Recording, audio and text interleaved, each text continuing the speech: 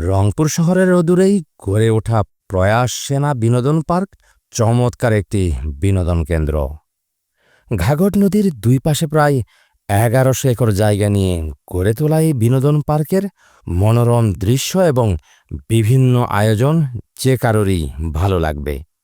তবে এমন একটি খারাপ লাগারও বিষয় রয়েছে যা আপনাদের সব ভালো লাগাকে হার মানিয়ে দিতে পারে। আজকের এই ভিডিওতে প্রয়াস পার্কের ভালো লাগার মতো বিভিন্ন বিষয়ের পাশাপাশি বিশেষ খারাপ লাগার বিষয়টিও আপনাদের সামনে তুলে ধরব। আপনারা পুরো ভিডিওতে চোখ রাখুন। একটি ভিডিও তৈরি করা খুবই কষ্টসাধ্য বিষয়।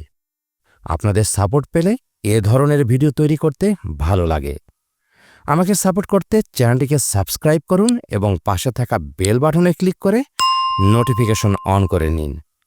তো চলুন কথা না বাড়িয়ে আমরা মূল ভিডিওতে প্রবেশ করি।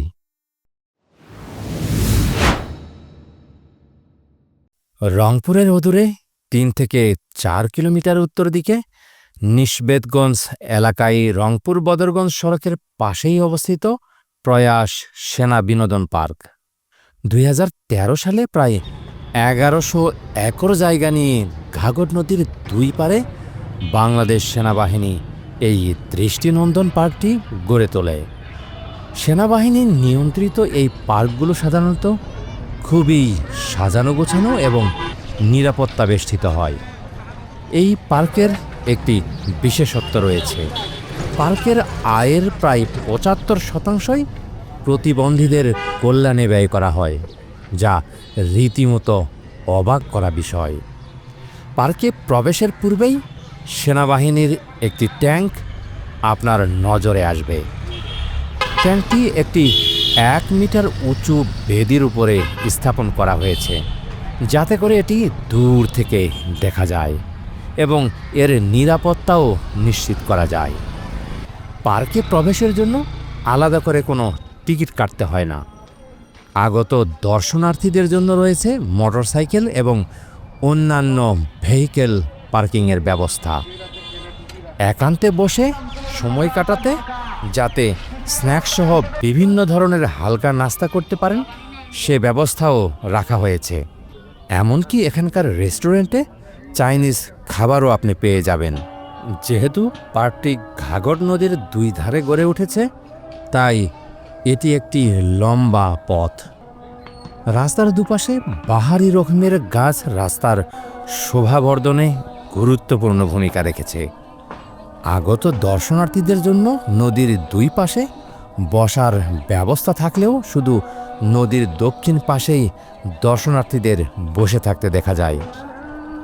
নদীর তীরের উপরে ফুচকা, চটপটি, আচার ইত্যাদির কয়েকটি দোকান রয়েছে।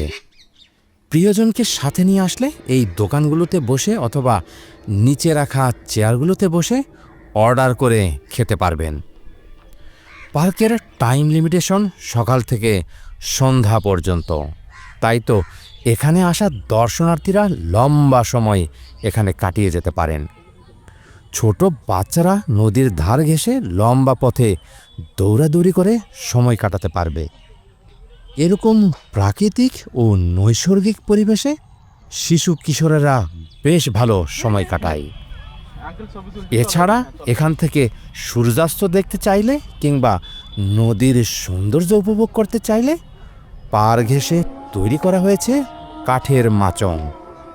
কাঠের এই মাচংয়ের উপরে দাঁড়িয়ে সূর্যাস্ত উপভোগ করতে আপনার দারুণ লাগবে। অনেকে আবার এখানে দাঁড়িয়ে ফটো সেশনও করে থাকেন। নদীর দক্ষিণ পাশে বাচ্চাদের জন্য খেলার ব্যবস্থা করে রাখা হয়েছে।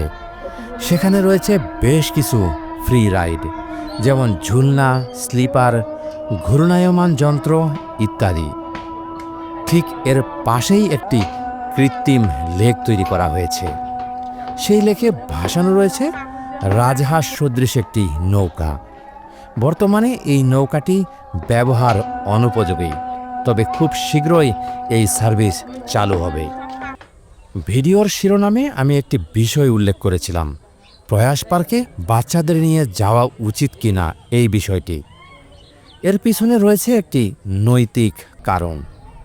প্রয়াস পার্কের ঠিক ভিতরের দিকে বেশ কিছু বড় বড় ছাতা স্থাপন করা হয়েছে। এসব ছাতাগুলোকে এমনভাবে স্থাপন করা হয়েছে যাতে এর নিচে কেউ বসলে তাকে দূর থেকে তো দূরের কথা, কাছ থেকেও দেখতে পারবেন না। বিষয়টি আমার কাছে খুবই অস্বস্তিকর লেগেছে। অনেকেই এসব ছাতার নিচে অন্তরঙ্গভাবে বসে থাকতে দেখা যায়, যা বাংলার সংস্কৃতিকে ধারণ করে না। প্রিয় দর্শক, আমি মনে হয় এ বিষয়ে আপনাদের কাছে একটি ক্লিয়ার মেসেজ দিতে পেরেছি। এই পার্কটিতে সপ্তাহের অন্যান্য দিনের তুলনায় শুক্রবারে বেশি দর্শনার্থী আগমন করে। ভিডিওটি শেষ করার পূর্বে আপনাদের কাছে আরও একবার বলতে চাই, এই স্থান থেকে খুবই চমৎকার সূর্যাস্ত দেখা যায়। তাই সময় পেলে একদিন এখান থেকে বসে সূর্যাস্ত উপভোগ করে আসতে পারেন। আশা করি ভিডিওটি আপনাদের কাছে ভালো লেগেছে। এরকম ভিডিও নিয়মিত পেতে চাইলে চ্যানেলটিকে সাবস্ক্রাইব করুন এবং পাশে থাকা বেল বাটনে ক্লিক করে নোটিফিকেশন অন রাখুন। আশা করি ভিডিওটি আপনাদের কাছে ভালো লেগেছে। এরকম ভিডিও নিয়মিত পেতে চাইলে চ্যানেলটিকে সাবস্ক্রাইব করুন এবং পাশে থাকা বেল বাটনে ক্লিক করে নোটিফিকেশন অন করে রাখুন।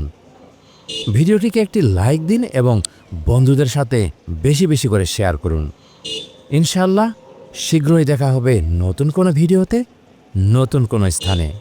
আপনাদের সুস্বাস্থ্য এবং দীর্ঘায়ু কামনা করে ভিডিওটিকে এখানেই শেষ করছি। আসসালামু আলাইকুম ওয়া রাহমাতুল্লাহ।